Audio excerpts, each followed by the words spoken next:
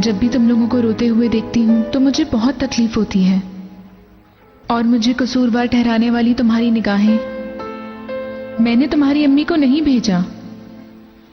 काश तुम लोगों को पता हो कि मैं तुम्हें कितना प्यार करती हूँ। काश कि तुम लोगों को पता हो कि मैं तुम्हें खोने से कितना डरती हूँ। तुम लोगों की सिर्फ एक दफा मुझे अम्मी कहने के लिए मैं क्या कुछ कर सकती हूँ।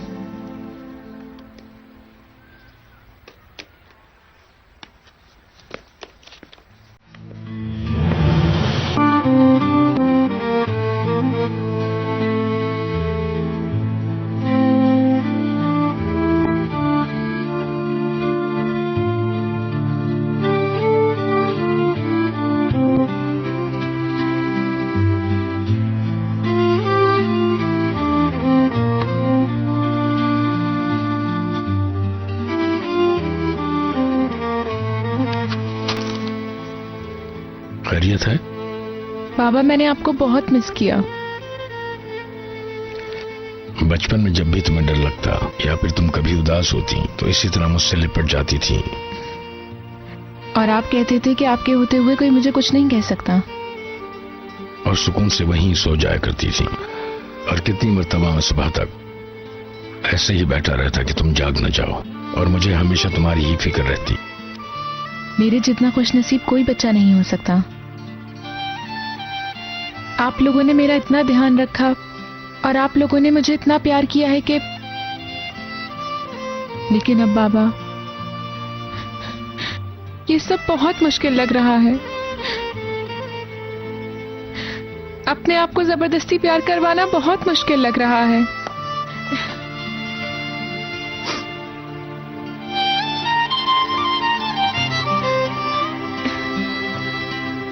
अब बस।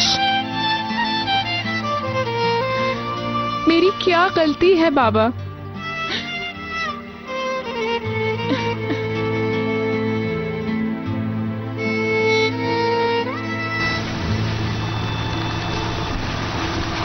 अब मेरे करने के लायक कुछ भी नहीं रहा। अब और भला मैं क्या करूं? मैंने अपनी जिंदगी से मुंह मोड़ लिया, अपनी पसंदीदा हर चीज से मुंह मोड़ लिया। और एक अतेश है, वो मेरा सबसे अच्छा दोस्त था, मगर वो तो अब मेरा फोन तक अटेंड नहीं कर रहा, और ये सोच रहा है कि मैं उस पर भरोसा कर शादी कर लूं। ईगी ने अगर मुझे अतेश के साथ देख भी लिया तो उसके पास भी तो ज़ैनब है, मैं भला कुछ कहती हूँ? ऊपर से मैं जाकर उस औरत के घर में भी रहकर आ चुकी हूँ, सिर्फ अपनी बच्चियों के लिए, और अब वो मुझे उनसे मिलने भी नहीं देगा। बताओ तू ना, अब मैं क्या करूं? मैं क्या कर सकती हूँ?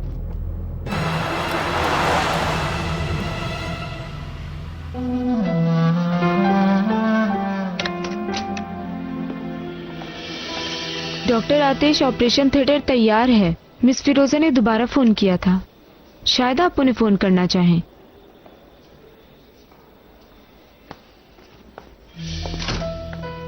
ये जिसकी बात कर रहे हैं, क्या वो मशहूर सर्जन हैं? सुना तो यही है। वो आपके टीचर थे? हाँ। क्या वो अमेरिका में रहते थे? हाँ बिल्कुल। आप भी काफी अरसे तक उनके साथ रहे हैं ना? अगर तुमने मेरी बायोग्राफी लिखनी है तो इसके लिए बाद में टाइम लेना, अभी मुझे ऑपरेशन करने दो।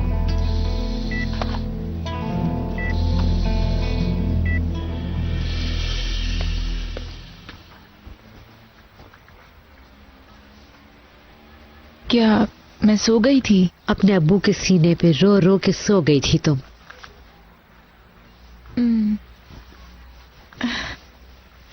फजूल में आप लोगों को परेशान कर दिया। बेटा, हमारे परेशान होने की मत सोचो, अपनी हालत को देखो। ठीक हो जाऊंगी अम्मी, अब इतनी भी खराब नहीं है। मैं पागल हो गई हूँ। बेटी, मैं कुछ कहूंगी तो गुस्सा मत करना। अम्मी प्लीज रहने दो। मैं तुम्हारी माँ हूँ, मैं भला तुम्हें ऐसे कैसे परेशान देख सकती हूँ मेरी जान?